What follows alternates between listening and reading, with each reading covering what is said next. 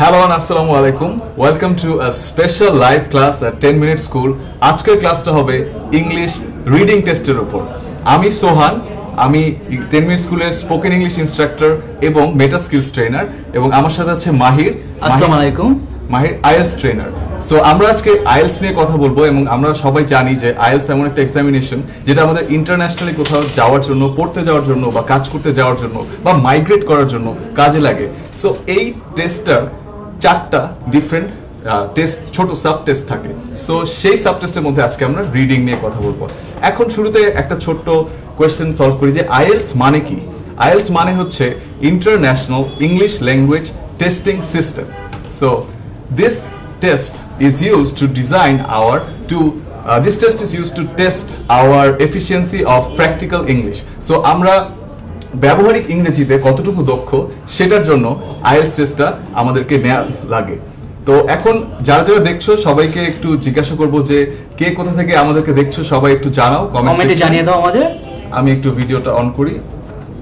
তোমরা যারা যেখান থেকে ক্লাস করছো, যে ইনস্টিটিউশন থেকে ক্লাস করছো, কলেজ বা ইউনিভার্সিটি যেখান থেকে ক্লাস করছো, সেটা আমাদের কমেন্ট সেকশনে জানিয়ে দাও। এবং অবশ্যই অবশ্যই তোমার ফ্রেন্ডদের সাথে এই ভিডিওটি শেয়ার করতে ভুলবে না। তোমার অনেক ফ্রেন্ডরা আছে যারা আইএলস দিবে, তাদের কমেন্ট সেকশনে মেনশন করে দাও, আর ভিডিওটি অবশ্যই অবশ্যই শেয়ার করে দাও। তোমার অনেক ফ্রেন্ডস, অনেক রিলেটিভসরা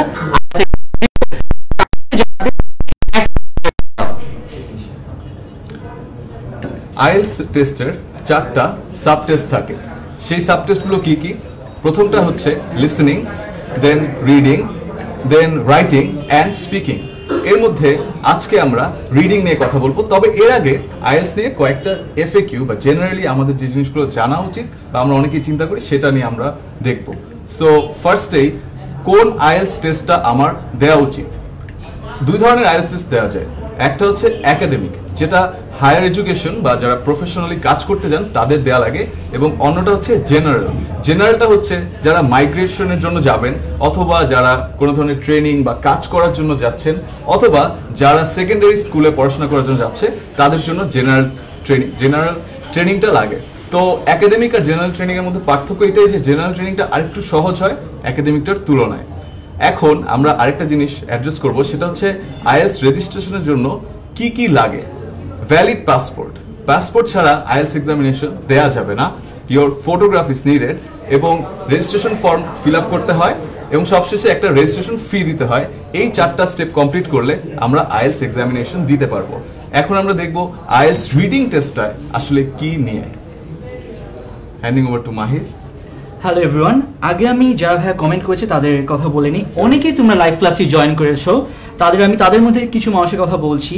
আহনাফ আহমেদ আমাদের জয়েন করেছে, হাসান রাকিব, ফুয়াদ রিজওয়ান, ইবনে মেহেদি হাসান, শেখ মেহজাবিন চিত্রা, মেহজাবিন এশা, মোক্তেকার হোসেন, তিলোত্তমা, জামিল হোসেন। তোমরা অনেকেই লাইভ ক্লাসটি জয়েন করেছো, অনেক অনেক ধন্যবাদ তোমাদের।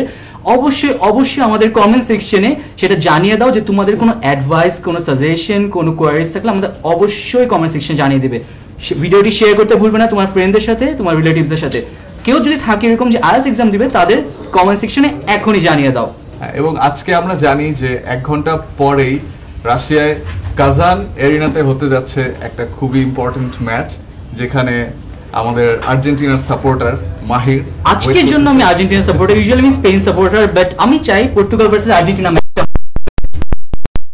রেখেও তোমরা যারা এখন ওয়ার্ল্ড কাপ সম্পর্কিত নিউজ না দেখে আমাদের এই আইএলস ক্লাসটা দেখার জন্য বসেছো, তাদের সবাইকে আমরা অনেক অনেক থ্যাঙ্কস জানাচ্ছি। এবং একটু কমেন্ট থেকে পড়ি কে কোথা থেকে বলছে। সো ইমরান তাহসান ইমু বলছে শ্যামলী থেকে, চুয়াডাঙ্গা থেকে মোহাম্মদ হাসিবুর রহমান, নিশান বলছে গাজীপুর থেকে, শাহজালাল ভার্সিটি থেকে মুরাদ, বিভিন্ন জায়গা থেকে আমরা দেখতে পাচ্ছি যে স্টুডেন্টরা আমাদের সাথে জয়েন করেছো। সো মাহির, আমরা রিডিং পার্ট, এখন আমরা রিডিং পার্টে তাহলে চলে যাচ্ছি। ভাইয়া আইএলস এর 4টা পার্ট, যেটা তোমাদের ভাইয়া বললো। আইএলস এর 4টা পার্টের মধ্যে লিসেনিং, রিডিং, রাইটিং একদিনে হয়, আর অন্য দিনে হয় speaking exam. Speaking exam usually তোমার 10 to 15 মিনিটসের মধ্যে হয়ে যায় অন্য দিনে, বাট আরেক দিনে যেটা হয় listening, reading and writing exam. Listening এক্সামের ক্ষেত্রে তোমার টোটাল পাবা টাইম 40 মিনিটস, রিডিং এক্সামের ক্ষেত্রে টাইম পাবা 1 আওয়ার, রাইটিং টাইম পাবা 1 আওয়ার। এখন রিডিং এক্সামের ব্যাপারে আমরা এটার ফরম্যাট, এটার স্ট্র্যাটেজি, টিপস সবকিছু আমরা বিস্তারিত আলোচনা করব। So let's get started. হ্যাঁ, let's get started. IELTS reading test. IELTS reading test is designed to assess a wide range of reading skills including how well you তোমাদের এখানে রিডিং টেস্টের যে ন্যাক, যে অ্যাবিলিটি, যে ক্যাপাবিলিটি, তোমাদের রিডিং টেস্ট ইংলিশে কত ভালো তোমরা, সেটা তোমাদের IELTS রিডিং টেস্ট জাজ করবে। এখানে তাই না, আরো জাজ করবে তোমার প্যাসেজ যেগুলো দেওয়া থাকবে সেগুলো তুমি কত সেন্সটা ভালো মতো বুঝতে পারো, এখানকার মেইন আইডিয়াগুলো প্যাসেজের ডিটেইলসগুলো কত ভালো মতো ক্যাচ করতে পারো, এখানে যে ইমপ্লাইড ইমপ্লিসিট মিনিংগুলো থাকে, হুইচ মিনস যে ইনডাইরেক্ট মিনিংটা রাইটার তোমাদের বুঝাতে চায়, প্রকাশ করতে চায়, সেটা তোমরা কত ভালো মতো বুঝতে পারো। অ্যান্ড লাস্টলি রাইটারের যে ওপিনিয়ন এন্ড পারপোজগুলো থাকে সেগুলো কি তোমরা ক্যাচ করতে পারো, এইগুলো রিডিং টেস্ট তোমাদের জাজ করেন, এই বেসিসে তোমাদের মার্ক দেওয়া থাকে। নাও কামস দ্য মার্কিং পার্ট, যেটা ব্যাপারে অনেকেই জিজ্ঞেস করে থাকে। IELTS এর টোটাল কিন্তু 40টা কোয়েশ্চেন থাকে এবং প্রত্যেকটা কোয়েশ্চেন 1 মার্ক করে থাকে, আশা করি তোমরা এটা সবাই জানো। বাট অনেকে এটা জিজ্ঞেস করে থাকে, ভাইয়া যে 40টা মার্ক থাকলে আমাদের এটা ব্যান্ড কিভাবে 9-এ দেওয়া হয়? সো এটার কথা হচ্ছে, তুমি যদি 40-এ 40 পাও তাহলে তুমি 9-এ 9 পাবা, তুমি যদি 40-এ 39 পাও তুমি 8.5 পাবা, তুমি যদি 37 or 38 পাও তুমি 8 পাবা।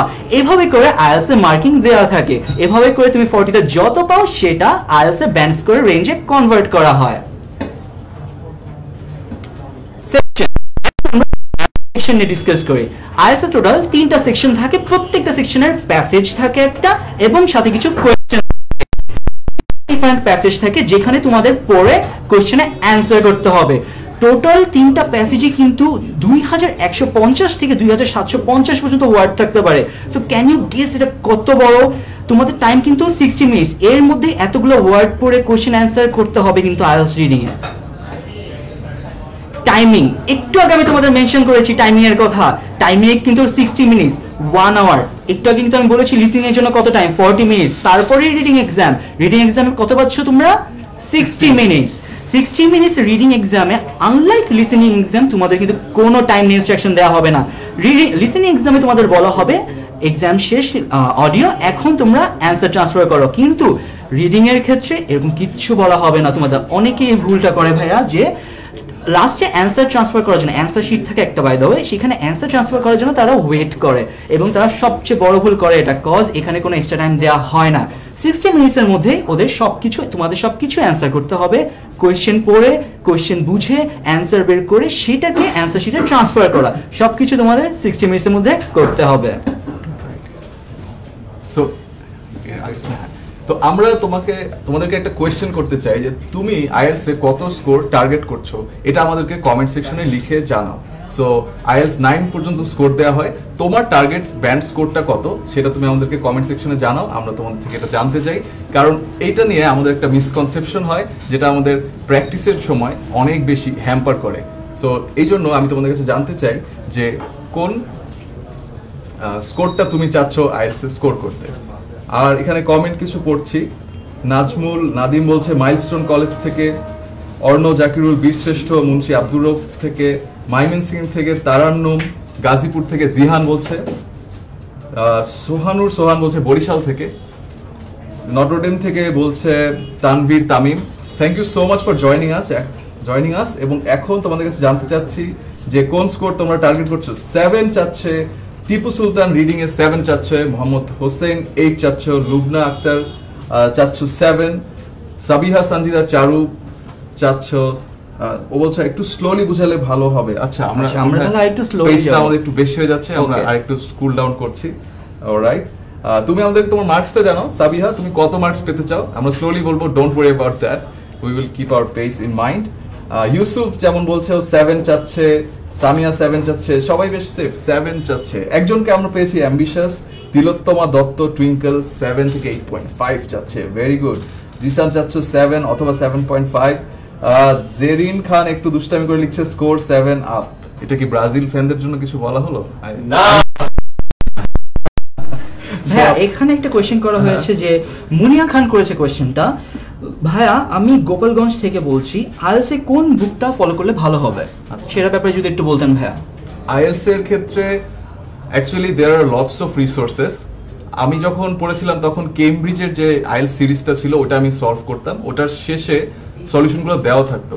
সো সেই সলিউশনগুলোই আমি দেখে বুঝতাম যে কি হয় না হয়। সো তখন লংম্যান নামে আরেকটা বই ছিল, ওটাও আমি কিছুদিন পড়েছি। তো ওই বইটাতে আরো কিছু স্ট্র্যাটেজির কথা বলা ছিল, বাট আই উড সে প্র্যাকটিসের জন্য বই কেন ঠিক আছে, তবে আইএলস এর ইনস্ট্রাকশন যদি জানতে চাও তাহলে অনলাইন কিন্তু খুবই ভালো একটা রিসোর্স। অনলাইনে 10 মিনিট স্কুলের ওয়েবসাইটে এবং ইউটিউব চ্যানেলেও অনেক কন্টেন্ট দেওয়া আছে। তোমাদের প্রিয় ইনস্ট্রাক্টর শামির মুমতাজিদ সেখানে অনেক কন্টেন্ট দিয়ে রেখেছে অলরেডি। এছাড়াও আইএলস লিজ নামে একটা ওয়েবসাইট আছে, ওখানেও আইএলস নিয়ে অনেক ডিটেইলে বিভিন্ন ধরনের প্রশ্নের অ্যান্সার দেয়া এবং এফএকিউ এর অ্যান্সার দেওয়া এবং একই সাথে ভিডিও দেয়া আছে অনেক ধরনের, যেগুলো দেখে তুমি তোমার আইএলস স্কিলটাকে ইমপ্রুভ করতে পারবে।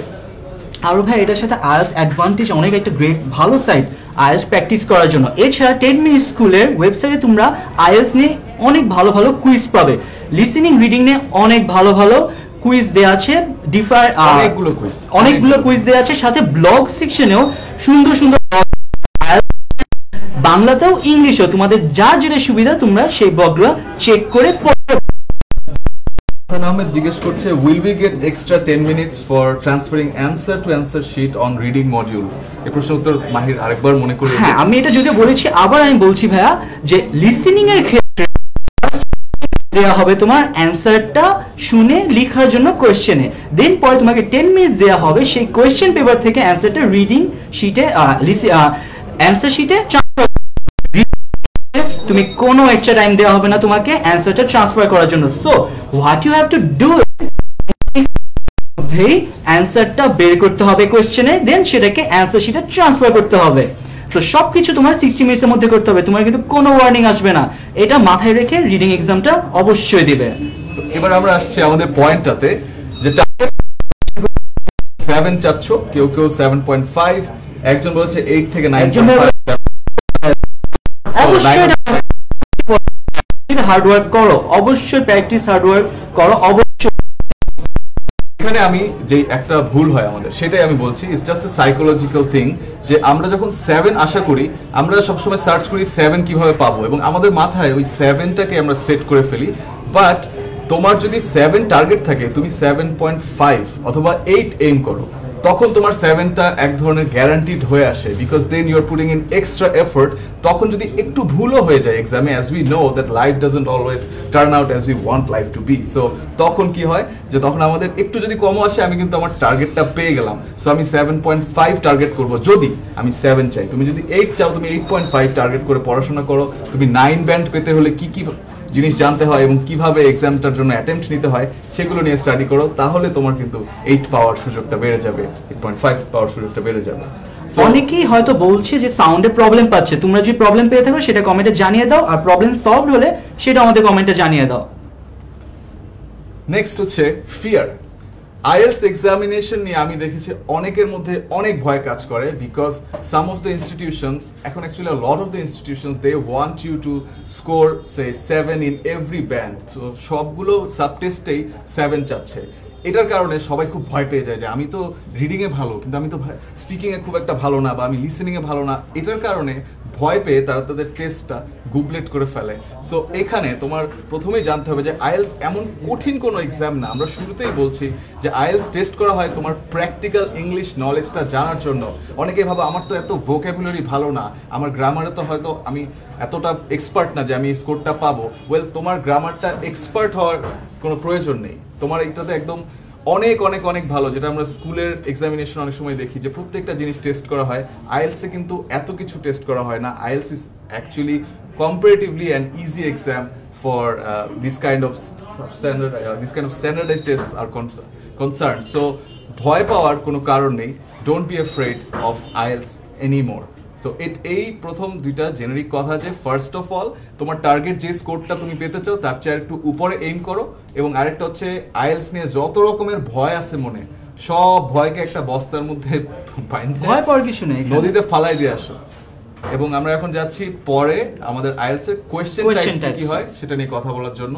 সো ফার্স্টে আমি স্টার্ট করব শর্ট কোয়েশ্চেন অ্যানসার্স। এটা একটা common pattern of IELTS question.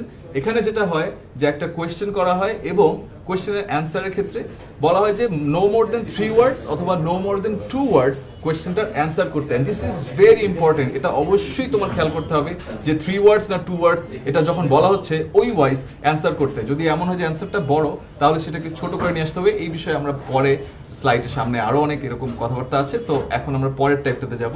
পরের টাইপে যাওয়ার আগে আমরা নেক্সট টাইপ আলোচনা করব ফিল ইন দ্য ব্ল্যাঙ্কস। এই টাইপে যাওয়ার আগে তোমরা কে কোথা থেকে ক্লাস করছো সেটা আমাদের দয়া করে কমেন্টে জানিয়ে দাও, এবং অবশ্যই অবশ্যই ভিডিওটি শেয়ার করতে ভুলবে না, তোমার ফ্রেন্ডদের জানিয়ে দাও ভিডিওটি শেয়ার করে। এখন আমরা ডিসকাস করব ফিল ইন দ্য ব্ল্যাঙ্কস নিয়ে। IELTS fill in the blanks almost সেমই, তোমরা স্কুল কলেজে fill in the blanks answer করে আসছো। আইএলটিএস ফিল ইন দ্য ব্ল্যাঙ্কসের ক্ষেত্রে কি different? IELTS fill in the ব্ল্যাঙ্কসে তোমাদের একটা প্যাসেজের থেকে প্যারাগ্রাফে একটা কোয়েশ্চেন দেওয়া হবে, প্যারাগ্রাফটার মধ্যে কিছু ব্ল্যাঙ্ক থাকবে, লাইক ধরো 5টা ব্ল্যাঙ্ক আছে, এই 5টা ব্ল্যাঙ্ক তোমার অ্যান্সার করতে হবে। এইটাই basically feel in the blanks. অনেক সময় তোমার ক্লু দেওয়া থাকতে পারে, ক্লু এর ক্ষেত্রে যেটা হবে যে রেক্টেঙ্গুলার বক্সে উপরে ক্লু দেওয়া আছে, সেখান থেকে তোমার অ্যান্সার করে feel in the blanks answer করতে হবে। ক্লুর ক্ষেত্রে অনেকে ভাই এটা কিন্তু ভুল করে, এটা অনেকেই তোমরা ভুল করো যে ক্লু এর ক্ষেত্রে তোমরা ক্লুটা ডাইরেক্টলি বসায় দাও ব্ল্যাঙ্কের মধ্যে। ক্লুটাকে তুমি মনে করো কি একটা অ্যানসার, ক্লুটা কিন্তু অ্যানসার না, it's just to help you. ক্লুটা কিন্তু মোটেও অ্যানসার না, তোমার অ্যাকচুয়াল অ্যানসার কিন্তু পুরোটুক প্যাসেজের প্যারাগ্রাফের মধ্যে। So what you have to do is, তুমি প্যাসেজে যাবা, যে প্যারাগ্রাফ থেকে ফিল ইন দ্য ব্ল্যাঙ্কস আসছে তুমি সেটা খুঁজে বের করো, খুঁজে বের করার পর তুমি সেটা পড়ে দেখো, সেটা সামারিটা বুঝো, দেন সেখান থেকে ক্লুগুলো পড়ো, দেন ক্লুগুলো থেকে অ্যান্সার করো। কজ এখানে কিছু এক্সট্রা ক্লু থাকবে যেটা তোমাকে কনফিউজ করে দিবে, অনেকে এটা কারণে কনফিউজ হয়ে যায় ভাইয়া, এর কারণে তুমি ওই ভুল অ্যান্সারটা দিলে তোমার মার্কস ডিডাক্টেড হবে। সো অবভিয়াসলি ফার্স্টে তোমার প্যাসেজ পড়তে হবে, প্যাসেজ পড়ে আইডিয়া নিয়ে ক্লুগুলো দেখতে হবে, দেন তোমার ব্ল্যাঙ্কগুলো অ্যান্সার করতে হবে। অনেক সময় ক্লু থাকে না, তোমার জাস্ট ব্ল্যাঙ্কগুলো দেওয়া থাকে, প্যারাগ্রাফ দেওয়া থাকে, তখন তোমার করতে হবে খুঁজে দেখতে হবে প্যাসেজের কোন জায়গা থেকে প্যারাগ্রাফটা আসছে। For that you need to have a clear idea about the summary of the passage. তোমার ক্লিয়ার আইডিয়া থাকবে, তুমি বুঝতে পারবে কোন জায়গা থেকে প্যারাগ্রাফটা আসছে, দেন তুমি ওখানকার সামারি পড়ে দেন তুমি feel in the blanks answer করতে যাবা। ফিল ইন দ্য ব্ল্যাঙ্কস মাঝে মাঝে একটা সেন্টেন্সের ক্ষেত্রেও আসতে পারে, and the same rule apply, same tip এটার জন্য অ্যাপ্লাই করবা। সেটা হচ্ছে ক্লু দেওয়া থাকলে প্যাসেজ পড়বা, বুঝবা, দেন ক্লু দেখে অ্যান্সার করবা। আর যদি ক্লু না থাকে একটু কষ্ট হতে পারে, কজ এটা জাস্ট একটা সেন্টেন্স, একটা পুরো প্যাসেজ থেকে সেন্টেন্স বের করে পড়া একটু টাইম কনজিউমিং, এই কারণে অনেকে করে কি স্কিপ করে যায়। বাট ফিল ইন দ্য ব্ল্যাঙ্কসে অনেক মার্ক থাকে, usually feel in the blanks আসে, এটা অনেক কমন একটা কোয়েশ্চেন। সো প্যাসেজটা ভালো মতো পড়বা, খেয়াল করবা কোন পার্ট থেকে সেন্টেন্সটা আসছে, সেই প্যারাগ্রাফটা পড়বা, সেটার উপরে নিচে লাইনগুলো পড়বা, দেন তোমার জন্য কোনো প্রবলেমই হবে না এটা অ্যান্সার করা। নেক্সট তোমাদের মাল্টিপল চয়েস, যেটার ব্যাপারে সোহান ভাইয়া বলবে। মাল্টিপল চয়েস বা এমসিকিউ আমাদের লাইফের খুবই কমন একটা কোয়েশ্চেন টাইপ। আমরা যারা এসএসসি বা এইচএসসি পরীক্ষার জন্য বসছি তারা সবাই জানি যে প্রত্যেকটাতে একটা মাল্টিপল চয়েস অফ কোয়েশ্চেনের একটা সেট থাকে। সো এটাতে সেম প্যাটার্নটাই আমরা আইএলটিএসেও দেখব, যেখানে হচ্ছে একটা কোয়েশ্চেন থাকে এবং 4টা অপশন থাকবে, এবং সেটা থেকে আমাদেরকে রাইট অপশনটা চুজ করতে হবে। এর চেয়ে বেশি আসলে এটাতে বলার কিছু নেই, তোমরা দেখলে এটা বুঝতে পারবে। নেক্সটটা হচ্ছে কমপ্লিটিং আ সেন্টেন্স। তোমাদের সবাইকে অসংখ্য ধন্যবাদ আমাদের কমেন্টে এত সুন্দর সুন্দর কোয়েশ্চেন করার জন্য। শুভম ভাই একজন কোয়েশ্চেন করেছে, ভাইয়া সাবিহা সঞ্জিদা চারু কোয়েশ্চেন করেছে, ভাইয়া ঢাকায় আইএলটিএস কোথায় করলে বেটার হবে, মানে as in exam, I guess she mean that যে এক্সাম কোথায় দিলে বেটার হবে, এটার ব্যাপারে কি বলতে চান ভাইয়া? আইএলটিএস দেওয়ার ব্যাপারে আসলে আমি তো ব্রিটিশ কাউন্সিলের থেকে রেজিস্ট্রেশন করেই দিয়েছিলাম। সো এটার ছাড়াও কি আরো কোনো অপশন আছে কিনা আমার? হ্যাঁ, এটা ছাড়া অপশন আছে, তুমি ব্রিটিশ কাউন্সিলের হয়ে এক্সাম দিতে পারো, আইডিপির হয়ে এক্সাম দিতে পারো। ব্রিটিশ কাউন্সিলের ফুলার রোডে একটা অফিস আছে, ধানমন্ডিতে একটা অফিস আছে, তুমি যেখানে খুশি সেখানে যে রেজিস্ট্রেশন করতে পারো। তুমি আইডিপির হয়েও এক্সাম দিতে পারো, আইডিপির মেইন অফিস গুলশানের 1-এর হামিদ টাওয়ারে আইডিপির মেইন অফিস, সেখানে যে রেজিস্ট্রেশন করতে পারো। বিসাইডস জিগাতলায় উইংস নামে একটা ইনস্টিটিউশন আছে যেখানে আইএলটিএস এর ব্রিটিশ কাউন্সিল রেজিস্ট্রেশন করানো হয়ে থাকে, সেখানে যেও তুমি করতে পারো। ধানমন্ডি 28-এ ড্যাফোডিলের এখানে আইডিপির রেজিস্ট্রেশন করানো হয়, সেখানেও যে তুমি রেজিস্ট্রেশন করতে পারো। রেজিস্ট্রেশনে কি কি লাগবে সোহান ভাই অলরেডি তোমাদের বলে দিয়েছে, সো দেরি কেন, যদি আইএলটিএস দিতে চাও এখনই যে রেজিস্ট্রেশন করে ফেলো আইএলটিএস এক্সামের জন্য। নেক্সট যেটা হচ্ছে সেটা হচ্ছে matching headings to paragraphs. This one is a bit odd. কেন এটা অন্যগুলোর চাইতে আলাদা? কারণ বাকি সবগুলো কোয়েশ্চেনের যে সিরিয়াল থাকে সেটা আমাদের আইএলটিএস এর এই রিডিং টেস্টে যেই সিকোয়েন্সটা থাকে সেই সেম সিকোয়েন্সটা মেনটেন করে বানানো হয়, কিন্তু ম্যাচিং হেডিংস এর ক্ষেত্রে দেখা যায় যে আগে পরে করে দেওয়া থাকে, সো এটা নন সিকোয়েন্সিয়াল হয়। কি করতে হয়, এখানে কয়েকটা হেডিং দেওয়া থাকে, 6টা 8টা হতে পারে, সেটা ধরো যে 6টা যদি হেডিং দেওয়া থাকে, এই পাশে 10টা অপশন থাকে এবং বলা হয় এই 10টার মধ্যে এই 6টা হেডিং এর সাথে কোনগুলো ম্যাচ করছে। এবং অবশ্যই মনে রাখতে হবে একটা ব্যাপার, যে একটা হেডিং এর সাথে কিন্তু একটা অ্যান্সারই ম্যাচ করবে। তাতে কি বুঝতে পারছো সমস্যাটা কোথায়?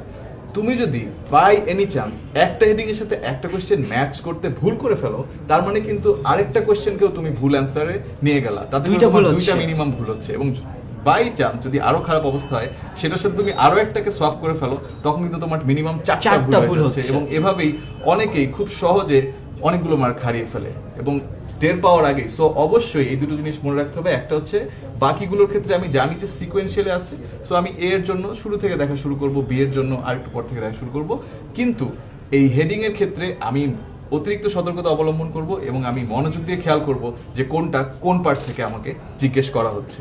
হেডিং এর ক্ষেত্রে ভাইয়া তোমাদের কিন্তু 2-3টা এক্সট্রা হেডিংও থাকতে পারে, just to confuse you out. অনেক সিমিলার একটা ধরো একটার অ্যান্সার প্যারাগ্রাফে সেটার সাথে যেই হেডিং যাবে ওইটাই সিমিলার আরেকটা হেডিং থাকতে পারে। সো তোমার প্যারাগ্রাফটা ভালো মতো পড়ে বুঝতে হবে কোন হেডিংয়ে কি মিন করছে, এর কোনো ইমপ্লাইড মিনিং আছে নাকি, এবং বুঝে অ্যান্সার করতে হবে। ভাই আমরা মনে হয় একটা পয়েন্ট কমপ্লিটিং আ সেন্টেন্সটা মিস করে গিয়েছি, সেটার ব্যাপারে তাহলে বলে দেই। আচ্ছা, এখন আমরা ডিসকাস করব question type complete a sentence নিয়ে। আমি তোমাদের একটু আগে ফিল ইন দ্য ব্ল্যাঙ্ক সম্পর্কে বলেছি, তোমরা শুনেছো। এখন কমপ্লিট আ সেন্টেন্স বেসিক্যালি অনেকটা ফিল ইন দ্য ব্ল্যাঙ্কস এর মতোই। তাহলে ডিফারেন্সটা কোথায়? ডিফারেন্সটা হচ্ছে এখানে তুমি অ্যান্সার করবা and it will complete a sentence. এটা সাধারণত ব্ল্যাঙ্কগুলো শেষে থাকে অর শুরুতে থাকে, মোস্টলি শেষে থাকে। এখানে তুমি একটা অর দুইটা অর তিনটা ওয়ার্ড দিয়ে এখানে ব্ল্যাঙ্কটা ফুলফিল করে দেন এখানে অ্যান্সার করবা, as a result of which সেন্টেন্সটা কমপ্লিট হয়ে যাচ্ছে। এর কারণে কমপ্লিটিং আ সেন্টেন্স। এটার ক্ষেত্রে অপশনও থাকতে পারে, লাইক মাল্টিপল চয়েস, যেখান থেকে তুমি চুজ করবা, অথবা ক্লুও থাকতে পারে যেখান থেকে তুমি অ্যান্সার করবা, অথবা কিছু নাও থাকতে পারে। তখন তোমার প্যারাগ্রাফ থেকে যে অ্যান্সার খুঁজে বের করে অ্যান্সার করতে হবে। এখন নেক্সট পয়েন্টটা হচ্ছে ম্যাচিং ওপিনিয়ন্স টু নেমস। এই কোয়েশ্চেনটা কম্পারেটিভলি আনকমন, বাট কিন্তু এক্সামে আসে, আর এটা স্টুডেন্টদেরকে অনেক কনফিউজ করে দেয়। তুমি যদি কনফিউজ না হতে চাও, এই পার্টটা কোয়েশ্চেন টাইপের ভালো মতো শুনে নাও। Opinions to names. ওপিনিয়ন্স তোমার একটা রেক্ট্যাঙ্গুলার বক্সে থাকবে। ফর এক্সাম্পল 15 to 20 ওপিনিয়ন্স আছে, সেগুলো তোমার একটা রেক্ট্যাঙ্গুলার বক্সে আছে। দেন নিচে একটা রেক্ট্যাঙ্গুলার বক্সে 4টা লেটার আছে ABCD, সেখানে কিছু নেমস আছে, names or dates or events থাকতেই পারে। নেমস ধরো নেমস আছে, তোমার এখন ওপিনিয়ন্সগুলো নেমের সাথে ম্যাচ করতে হবে। এখন অনেকে বলে যে ভাইয়া মাত্র 4টা নেম আর 6টা ওপিনিয়ন, আমি এটা কিভাবে ম্যাচ করব? এটার ক্ষেত্রে ইনস্ট্রাকশন অনেকে পড়ে না, এর কারণে ভুলটা করে থাকে ভাইয়া। ইনস্ট্রাকশন তুমি যদি পড়ো, তুমি ভালো মতো দেখবে যে এখানে যে 4টা নেম আছে এমন কিন্তু বলে দেয়নি যে একটার সাথে একটা হবে। সো 15 এর সাথেও এ হতে পারে, 16 এর সাথেও এ হতে পারে, আর 15 এর সাথেও এ হতে পারে, 17 এর সাথেও এ হতে পারে। সো দুইটা অ্যান্সার হতেই পারে, ভয় পাওয়ার কিছু নেই এখানে। আমি একটু অ্যাড করতে চাই যে এই ধরনের প্যাসেজে যেটা থাকে যে এক একটা প্যারাগ্রাফে এক একজন রাইটার বা অথরের অপিনিয়ন নিয়ে বেশ একটু বিশ্লেষণ করা হয়ে থাকে।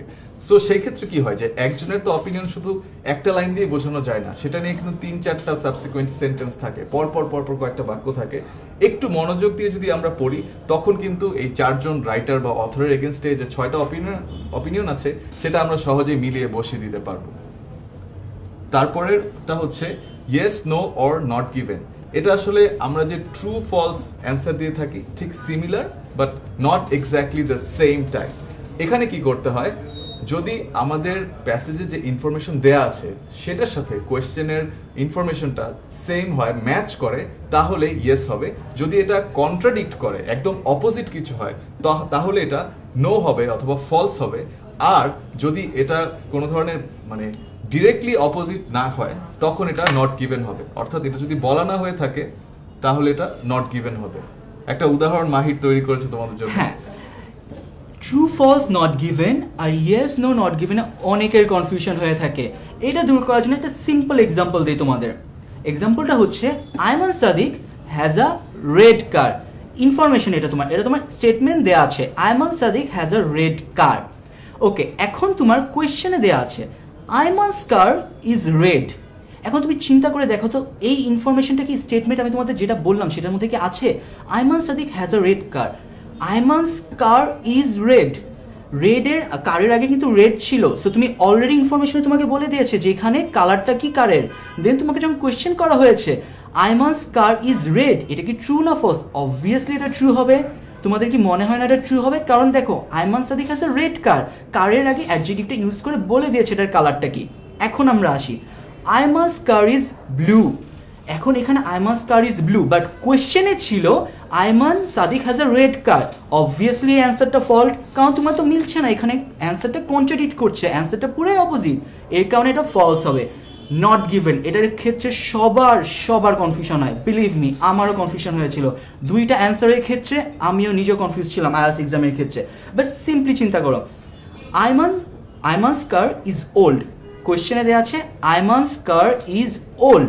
এখন তুমি চিন্তা করে দেখো তো, আমি তো বলেছিলাম Ayman Sadiq has a red car, anywhere ওই সেন্টেন্সের মধ্যে কি লেখা ছিল যে আইমানের গাড়ি ওল্ড কিংবা নিউ, নতুন না পুরান, এরকম কি কোনো ইনফরমেশন দেওয়া ছিল?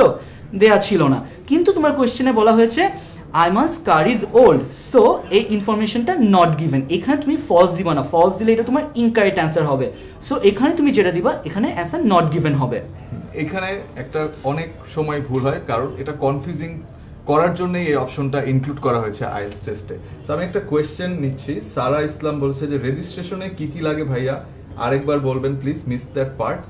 রেজিস্ট্রেশনের সম্পর্কে ডিটেল জানতে চাইলে আমাদের ইউটিউবে আইএলটিএস নিয়ে ভিডিও আছে, ওখানে তুমি ডিটেলে জানতে পারবা যে কি কি লাগে আইএলটিএস দেওয়ার জন্য। সো আমরা এটাতে এখন যাচ্ছি না, সরি টু সে। আমরা এখন আইএলটিএস এর রিডিং স্ট্র্যাটেজিসে চলে যাব, যেটা আমাদের আজকের এই সেশনের সবচেয়ে ইম্পর্টেন্ট পার্ট। এই পার্টটাতে আমরা আসলে ডিসকাস করব কিভাবে তোমার পরীক্ষার জন্য প্রিপারেশন নিলে এবং কিভাবে অ্যান্সার করলে তুমি আইএলটিএস এ তোমার বেস্ট রেজাল্টটা অ্যাচিভ করতে পারবে। ভাই আমরা তার আগে কিছু কোয়েশ্চেন নিয়ে নিই। ভাই অনেকেই কোয়েশ্চেন করছে, অনেক, আমাদের অসংখ্য ধন্যবাদ। বলতে চাই যে সবাই ভিডিওটা এখন শেয়ার করো, কারণ আমরা রিডিং স্ট্র্যাটেজিস যখন শেয়ার করা শুরু করব তখন তোমার অনেক ফ্রেন্ড হয়তো যার এটা দরকার সে দেখতে পারবে না, সে জানলো না। সো এখনই তোমার প্রোফাইলে এই ভিডিওটা শেয়ার করে ফেলো। তুমি কাউকে ইনবক্সও করতে পারো যাকে তুমি পার্সোনালি চেনো যে সে আইএলটিএস এর জন্য প্রিপারেশন নিচ্ছে, অ্যান্ড প্লিজ ডু দ্যাট। এবং আমরা এখন কিছু কোয়েশ্চেন নিব। তোমাদের অসংখ্য ধন্যবাদ আমাদের কমেন্টে এত সুন্দর সুন্দর কোয়েশ্চেন করার জন্য। একজন কোয়েশ্চেন করেছে ভাইয়া আইএলটিএস কোথায় করলে ভালো হয়, মানে কোন সেন্টারে করলে ভালো হয়। এটার অ্যান্সার তোমাদের আমি দিয়েছি, ভাইয়া দিয়েছিল যে ব্রিটিশ কাউন্সিল আর আইডিপি যে কোনো এক জায়গা থেকে করতে পারো। গুলশানে আইডিপির অফিস, ফুলার রোডে অ্যান্ড ধানমন্ডিতে ব্রিটিশ কাউন্সিলের অফিস, সেখানে যে এখনই রেজিস্ট্রেশন করে ফেলো। আরও কোয়েশ্চেন আসছে ভাইয়া, কতদিন লাগতে পারে আইএলটিএস এর প্রিপারেশন নিতে, এটার ব্যাপারে যদি কিছু বলতেন ভাইয়া। আসলে এটা ডিপেন্ড করে তোমার অ্যাজ এ স্টুডেন্ট এবিলিটিটা কতটুকু।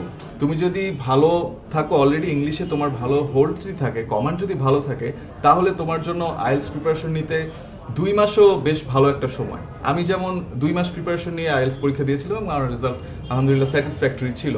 আবার অনেকের জন্য এটা 6 মাসও লাগতে পারে। এমনকি আমার এমন ফ্রেন্ডও আছে যার সবগুলো ব্যান্ডে 6 পাওয়ার জন্য 3 বার পরীক্ষা দিতে হয়েছে, এবং দুঃখের বিষয় এখনো সে পারেনি এবং সে এখনো চেষ্টা করছে। সো ইট ডিপেন্ডস, বাট আমি এতটা ডিসকারেজ করবো না তোমাকে, প্লিজ ডোন্ট বি ডিসকারেজড। নিয়মিত যদি পড়ো, আমার ধারণা যে 6 মাসের মধ্যে একজন IELTS a band at least 6.5 band আশা করতে পারো। এটা অ্যাকচুয়ালি অনেকটা ডিপেন্ড করে ভাই তোমার ইংলিশের হোল্ড কত স্ট্রং, তুমি ইংলিশে কতটা strong. Why don't you give an exam? অনেক এক্সাম আছে আইএলটিএস নিয়ে, ইন্টারনেটে অনেক মক এক্সাম আছে, মডেল টেস্ট আছে, একটা দিয়ে দেখো না। দিয়ে দেখলে তো তুমি বুঝবে তোমার আইএলটিএস এ কত স্ট্রং, তুমি ইংলিশের কত স্ট্রং। এটা বুঝার পর দেন তুমি ডিসাইড করতে পারবা তোমার আসলে কত ডিউরেশন লাগবে এক্সামের জন্য প্রিপারেশন নেওয়ার জন্য। এখন আরো কিছু কোয়েশ্চেনে চলে যাই আমরা। ইয়াকুব ইসলাম কমেন্ট করেছে, দেন সারা ইসলাম, মেহেদি হাসান আশিক, অনেক অনেক ধন্যবাদ তোমাদের কমেন্ট করার জন্য। হাসান মাসুদ খান, দেন ইনজাম হাওলাদার, আলামিন ফয়সাল, নাসির উদ্দিন। আমরা এখন তোমাদের কাছে এক্সপেক্ট করব যে আমরা এখন যে টেকনিকগুলো ডিসকাস করব এটা নিয়ে তোমরা যাতে আমাদের কোয়েশ্চেন করো, তাহলে যেটা হবে আমরা তোমাদের প্রবলেমগুলো সলভ করতে পারবো। এবারে আমরা নেক্সট ফেজে চলে যাচ্ছি আইএলটিএস রিডিং স্ট্র্যাটেজিসে, এবং ফার্স্টে হচ্ছে টেকনিক এবং মেথড। সো এখানে ডিপেন্ড করে, এখানে একটা কোয়েশ্চেন এখানে একজন করেছে, সুদীপ্তা রিমি কোয়েশ্চেন করেছে আইএলটিএস এর আদার পার্টস গুলোর লাইভ কি হয়েছে নাকি। আইএলটিএস এর আদার পার্টসে এখনো কোনো লাইভ হয় নাই, এটাই আমরা ফার্স্ট লাইভ আইএলটিএস রিডিং নিয়ে, বাট উই আর প্ল্যানিং যে আমরা অন্যান্য সেকশন নিয়ে ইনশাআল্লাহ ফিউচারে লাইভ ক্লাসেস আনবো। So stay tuned. এখন আমরা টেকনিক অ্যান্ড মেথড নিয়ে কথা বলবো। তো দেখা যায় যেহেতু রিডিং পার্ট 3টা ডিফারেন্ট প্যাসেজ থাকবে এবং প্যাসেজগুলো পড়ে আমার অ্যান্সার দিতে হবে, সেক্ষেত্রে কিছু মানুষ আগে পুরো প্যাসেজটা একটু পড়ে নিতে চায়, পড়ে এটার মিনিংটা বুঝে তারপরে অ্যান্সারগুলোতে আসতে চায়। আবার যারা একটু তাড়াতাড়ি অ্যান্সার করতে চায় এবং যারা আরেকটু এফিশিয়েন্ট ভাবে উত্তর দিতে চায়, তারা আগে প্রশ্নটা পড়ে নেয়, প্রশ্নটা পড়ে তারপর অ্যান্সার করে। এবং আমিও এই দলের, আমি আগে কিন্তু কোয়েশ্চেনটা পড়তাম যে আচ্ছা এখানে কি কি লাগবে, তারপরে আমি ব্যাক করতাম। তো এটা আসলে সবার সাথে সেম ভাবে কাজ করে না। মাহিরও আমার মতো আমাদের সেম এ কাজ করে, বাট আমিও ফার্স্টে কোয়েশ্চেন পড়ে দেন প্যাসেজ পড়ে দেন আবার কোয়েশ্চেন আসি অ্যান্সার করতে। কিন্তু আমার এরকম একজন স্টুডেন্ট ছিল, হয়তো তোমাদের মধ্যে এরকম অনেকে থাকতে পারে, সে মনে করতো আগে কোয়েশ্চেন পড়াটা টাইম ওয়েস্ট। কেন ভাই আমি আগে কোয়েশ্চেন পড়বো, আমি আগে প্যাসেজ পড়ে বুঝবো, দেন প্যাসেজ থেকে কোয়েশ্চেনে যে অ্যান্সার করবো।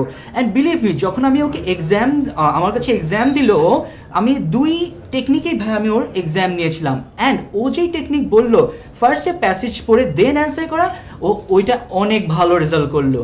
So it basically comes down to the fact যে তুমি কোনটায় ভালো করতে পারবা, তুমি কোনটায় প্র্যাকটিস করো, তুমি যেটায় প্র্যাকটিস করো তুমি সেটা ভালো করবা। নট নেসেসারিলি যে আমরা এই টেকনিক অ্যাপ্লাই করেছি you'll do good in that.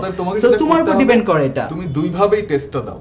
প্রথমে একবার তুমি শুধু প্যাসেজটা পড়ে তারপর অ্যান্সারে আসো, এরপর এবার তুমি আগে কোয়েশ্চেনটা পড়ো, পড়ে তারপর প্যাসেজে গিয়ে তারপর দেখো যে তোমার কোনটাতে বেশি স্কোর আসছে। এটাই হচ্ছে তোমার জন্য আইডিয়াল ওয়ে। সো প্রথমে এই জন্য আমরা এই টেকনিকটা তোমার সাথে ডিসকাস করলাম। আচ্ছা ভাই, আরিফিন খান কমেন্ট করেছে how to improve IELTS.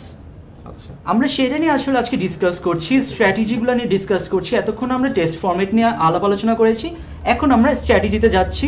So স্ট্র্যাটেজিগুলো ভালো মতো ফলো করো, ইংলিশে ওয়ার্ক করো, অবশ্যই ভালো করবে তুমি। প্রশ্নটা আসলে সমুদ্রে কি আছে, এরকম একটা অনেক ভাস্ট একটা কোশ্চেন, এর অ্যানসার যেখানে পানি আছে, তুমি কি এখানকার জীব বৈচিত্র্য সম্পর্কে জানতে চাও, নাকি এখানে কি ধরনের গাছপালা আছে সেটা সম্পর্কে জানতে চাও, নাকি অনেক ডিটেইলে কিন্তু আমরা যেতে পারি। সো আইএলটিএস এ এখন ছোট্ট করে বললে আইএলটিএস এর 4টা সাব টেস্ট থাকে, তার মধ্যে একটা সাব টেস্ট নিয়ে আমরা কথা বলছি আজকে, সেটা হচ্ছে রিডিং।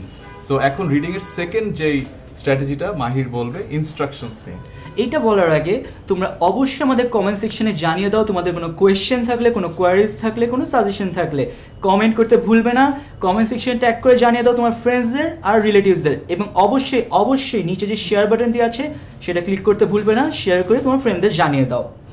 এখন এখানে ভাইয়া কোয়েশ্চেন করেছে একজন, আইএলটিএস পড়তে ইংলিশ আর কোনগুলো বেশি পড়তে হয়? বুঝলাম না, ইংলিশে কোন পার্টগুলো বেশি পড়তে হয়? বেসিক্যালি তুমি তোমার ইংলিশে ওয়ার্ক করবে, ইংলিশে গ্রামার সবচেয়ে ইম্পর্টেন্ট ভাই, গ্রামার আর স্পেলিং অবশ্যই ভালো মতো দেখতে হবে। এগুলো নিয়ে আমরা স্ট্র্যাটেজিতে একটু আলাপ আলোচনা করব। আর অনেক ধন্যবাদ তোমাদের কমেন্ট করার জন্য।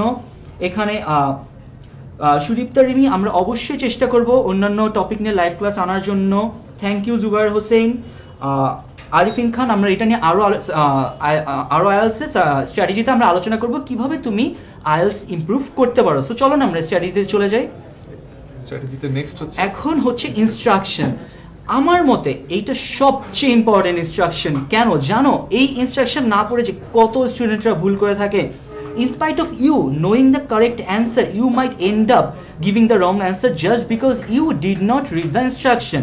Instruction ওয়ার্ড লিমিট অনেক ইম্পর্টেন্ট। লাইক ধরো ওয়ার্ড লিমিট দেয়া আছে, 2টা ওয়ার্ডে বেশি লিখতে পারবে না, বাট অনেকে করে কি 3টা ওয়ার্ড লিখে ফেলে। অ্যান্সারটা কিন্তু ট্রু, বাট তুমি কিন্তু ইনস্ট্রাকশন ফলো করো নাই, সো তোমার এই অ্যান্সারটা ইনকারেক্ট।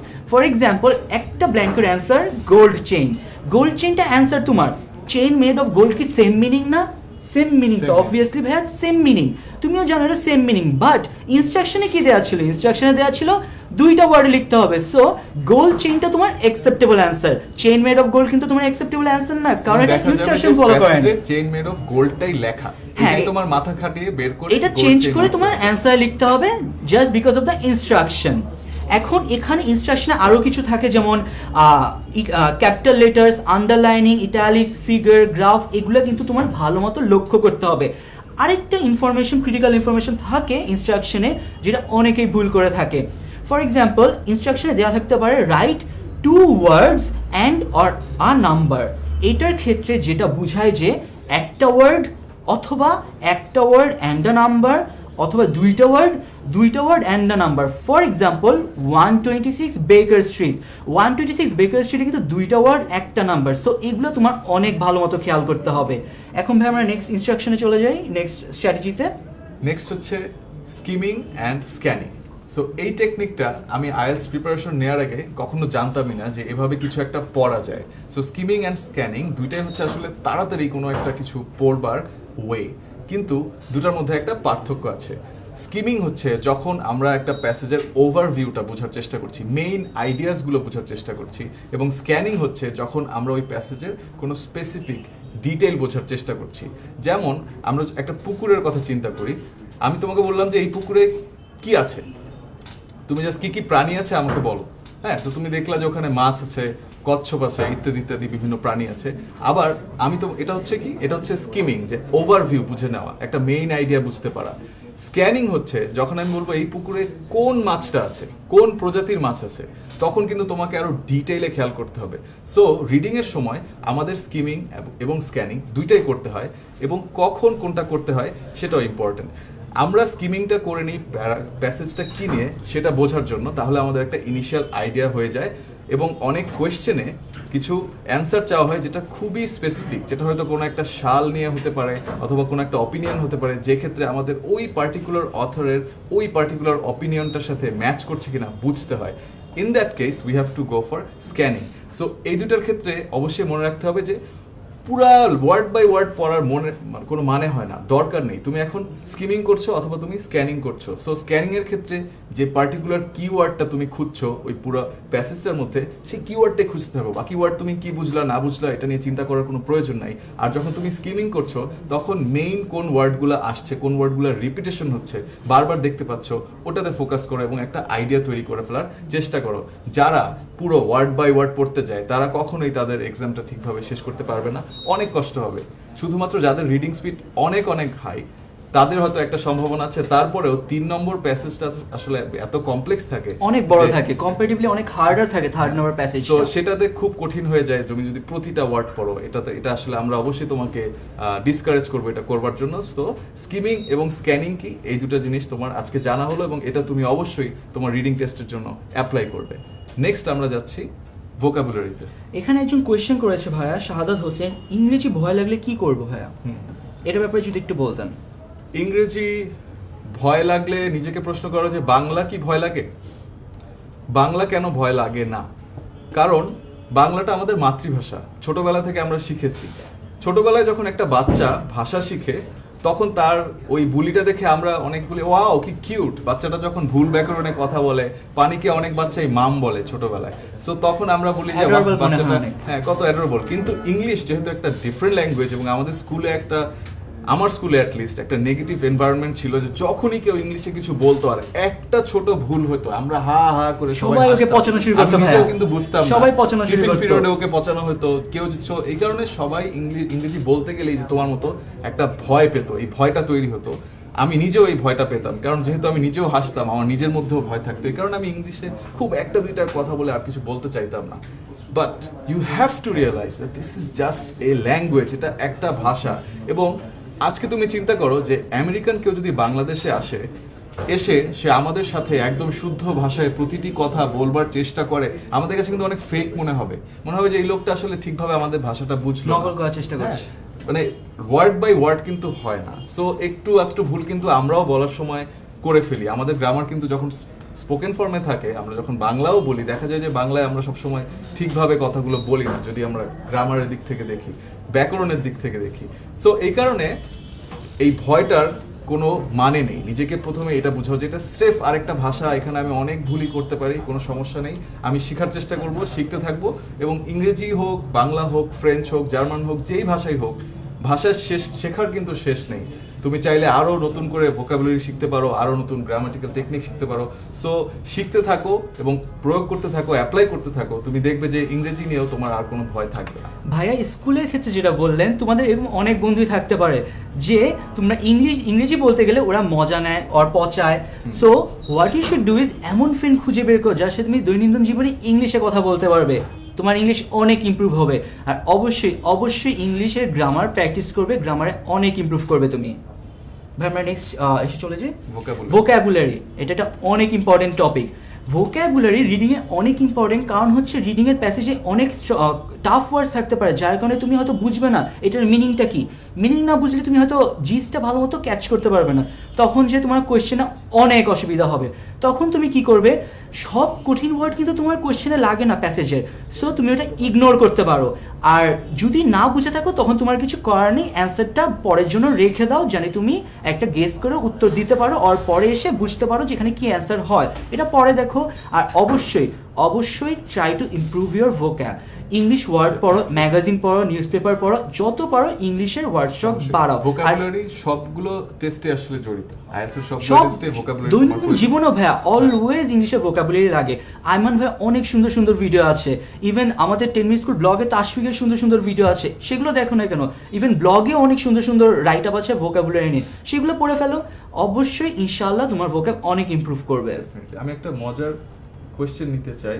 আচ্ছা। কোশ্চেনটা হচ্ছে আইমানের এক্সাম্পলটা দিয়েই একজন জিজ্ঞেস করছে যে ওখানে যদি বলা হয় যে Ayman is a rich man, তাহলে ইয়েস, নো না নট গিভেন কোনটা হবে? কারণ যেহেতু তার একটা লাল গাড়ি আছে, কেউ ধরে নিতে পারে যে সে রিচ ম্যান, কিন্তু আমরা বলি নাই যে গাড়িটা কাজ করে কি করে না। হয়তো গাড়িটা নষ্ট, ওর গ্যারেজে অনেক বছর পড়ে আছে এবং সেটা ঠিক করার টাকা তার নাই, সেটা হতেই পারে। সো এই কারণে আমরা কিন্তু অ্যাজিউম করব না, আমরা ধরে নিব না যে গাড়ি আছে দেখে comes down to the fact যে it basically comes down to the fact যে তোমার প্যাসেজে যে ইনফরমেশন থাকবে তুমি জাস্ট সেটা দিয়ে অ্যানসার করবে, নট উইথ ইওর নলেজ।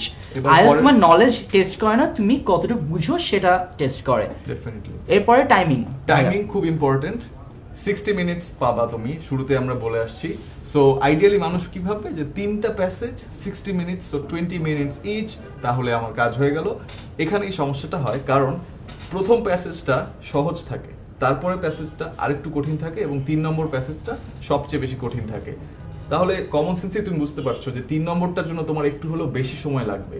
সে কারণে কি করতে হয়, প্রথম প্যাসেজটার জন্য 20 মিনিট না রেখে আরেকটু কমিয়ে নিয়ে আনতে হয়। প্রথম প্যাসেজটা তুমি যত তাড়াতাড়ি করতে পারবে, পরেরগুলোর জন্য অবশ্যই তোমার আরো বেশি সময় থাকবে। তবে অবশ্যই তাড়াহুড়ো করার কিছু নেই, তাড়াহুড়ো করতে গিয়ে আবার কোয়েশ্চেন ভুল করে ফেলো না, এটাও মাথায় রাখতে হবে। এই পয়েন্টটা এই জন্যই বলা যে তুমি যেহেতু টাইম ক্যালকুলেট করে প্র্যাকটিস করবা, তুমি সবসময় রিডিং প্যাসেজটা 15-16 মিনিটের মধ্যে করে ফেলার চেষ্টা করবা। এমনও হয় আমার যেমন মাঝে মাঝে 13 মিনিট 14 মিনিটও আমি করে ফেলছি। তো এই যে বাকি 6 মিনিটের একটা ব্যাংক পেলাম আমি, এইটা কিন্তু আমার তখন প্যাসেজ 2 এবং 3 ইউটিলাইজ করতে পারবে, বেশি কাজে আসে। সো আমরা চলে যাচ্ছি পরের কোশ্চেনটাতে। Question order.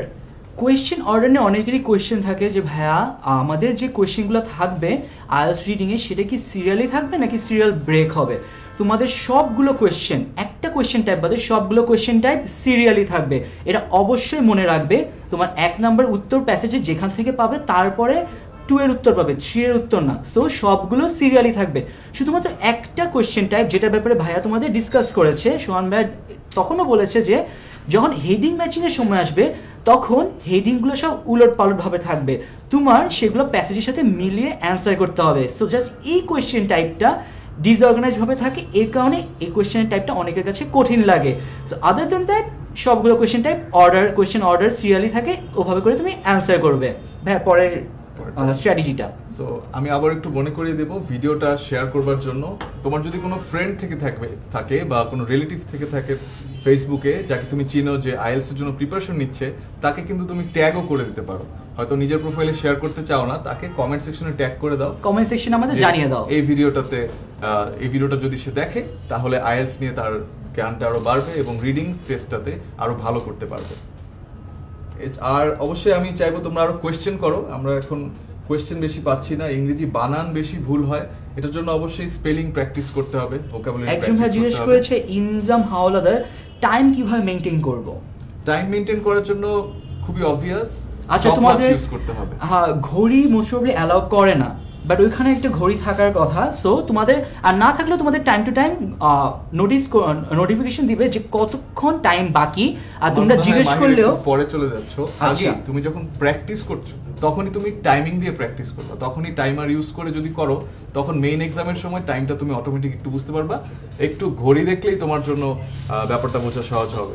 আর এক্সাম হলের কথা আমি বলছিলাম ভাইয়া, এক্সাম হলে তুমি ইনস্ট্রাক্টরদের জিজ্ঞেস করলেই ওরা তোমাদের টাইম বলে দিবে। সো টাইম নিয়ে এত টেনশন করার দরকার নেই, তুমি just as soon as possible শেষ করার ট্রাই করবে। আমরা প্রেজেন্টেশনে ফিরে আসি। Spelling and grammar. স্পেলিং এ যদি ভুল হয়, গ্রামারে যদি ভুল হয়, সাথে সাথে 0 পয়েন্ট। সো স্পেলিং খুবই মনোযোগ দিয়ে শিখতে হবে। আমরা ভোকাবুলারি শেখার সময় অনেকে এই একটা ভুল করি যে শুধু মানেটা বুঝি কিন্তু বানানটা শিখি না।